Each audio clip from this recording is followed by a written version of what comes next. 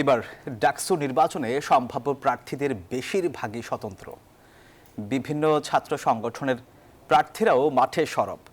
আর 3 দিনে মনোনয়নপত্র কিনেছেন 42 জন। এদিকে নানান সমালোচনা থাকলেও হল কমিটি বহাল রাখার কথা জানাচ্ছে ছাত্রদল। আর ছাত্র শিবির বলছে, ডাকসু নির্বাচনে সব ধর্মের শিক্ষার্থী তাদের প্রার্থী হবেন। কেন্দ্রীয় ছাত্র সংসদ ও হল সংসদ নির্বাচন ঘিরে ঢাকা বিশ্ববিদ্যালয়ে উৎসবমুখর পরিবেশ। এবার স্বতন্ত্র হিসাবেই বেশি শিক্ষার্থী ভোটে দাঁড়াতে চান।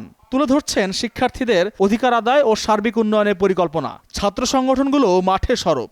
আমার কমিটমেন্ট হচ্ছে খুবই সিম্পল, আমি শিক্ষার্থীদের নিয়ে কাজ করতে চাই। ইমার্জেন্সি মেডিসিনের যে প্রয়োজনীয়তা সেই বিষয়টা আমি দেখতে চাই। আমার গোল হচ্ছে যে আমাদের শিক্ষার্থীদের আমি সবাইকে নিয়ে এগোতে চাই। এইবার নির্বাচিত ডাকসু শিক্ষার্থীদের স্বার্থের পক্ষে কাজ করবে। আবাসন, খাদ্য, পরিবহন, চিকিৎসা, লাইব্রেরি বা ক্লাসরুম, এই বিষয়গুলো নিয়ে আমরা কাজ করব। গবেষণা খাত, এই বিষয়গুলো নিয়ে আমরা কাজ করতে চাই। বৃহস্পতিবার ঢাবি উপাচার্যের সঙ্গে দেখা করেন ছাত্রদল নেতারা। দাবি জানান ভোটের মাঠে সমান সুযোগ ও সুষ্ঠু পরিবেশ নিশ্চিত করার। আমাদের দীর্ঘ আলোচনায় আমাদের সম্মানিত ভিসি স্যার সহ আমাদের প্রভিসি স্যার, প্রক্টর স্যার, কোষাধ্যক্ষ স্যার, তারা সবাই এক বাক্যে স্বীকার করেছে এই ঢাকা বিশ্ববিদ্যালয়ের এই মব ক্রিয়েট থেকে শুরু করে সর্বশেষ যে বড় ধরনের প্রবলেমগুলো হচ্ছে তার পেছনে গুপ্ত রাজনীতি জড়িত। অবশ্যই এটা তো স্যাররাই বলেছে, হল কমিটি থাকবে এবং কার্যকলাপ চলবে, স্যাররা আমাদের জানিয়েছে। এদিকে ভোট কেন্দ্রের বিন্যাস নিয়েও প্রশ্ন কোনো সংগঠনের। আমাদের এখন ফার্স্ট প্রায়োরিটি হচ্ছে কেন্দ্র পুনর্বিন্যাস করতে হবে, কারণ বিশ্ববিদ্যালয় প্রশাসন এ ধরনের এটা খুবই স্পষ্ট যে টিসির মতো জায়গায় 14,141 ভোট কাজ করতে পারে না।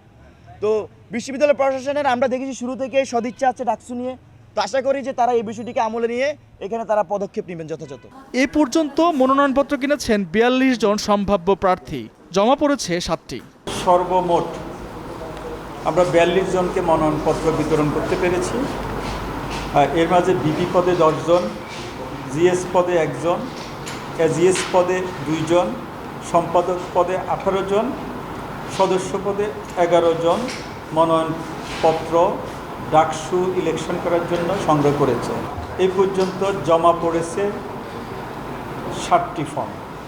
ডাকসু নির্বাচনের ডামাডোল ঢাবির বাইরেও। জাতীয় প্রেস ক্লাবে সংবাদ সম্মেলনে ছাত্র শিবির সভাপতি জানান, তাদের প্রতিনিধিত্ব করবেন নারীসহ সব ধর্মের শিক্ষার্থী। আমরা সবাইকে আহ্বান জানাচ্ছি, যে কেউ যদি ছাত্র শিবিরের সাথে জোটগতভাবে প্যানেলে আসতে চায় আমরা সবাইকে ইনভাইট করছি। আমরা যাচাই বাছাই করে আলাপ আলোচনা করে সেটা ফাইনাল করব। ডাকসু নির্বাচনের ভোট গ্রহণ হবে আগামী 9 সেপ্টেম্বর। আল মোহাইমিনুল খান, নিউজ 24, ঢাকা। বান্ডেল থাকলে প্রতি সেনমানিতে টাকা বাঁচবে। বিকাশ সেনমানি বান্ডেল কিনে জিতুন প্রতি লেনদেনে।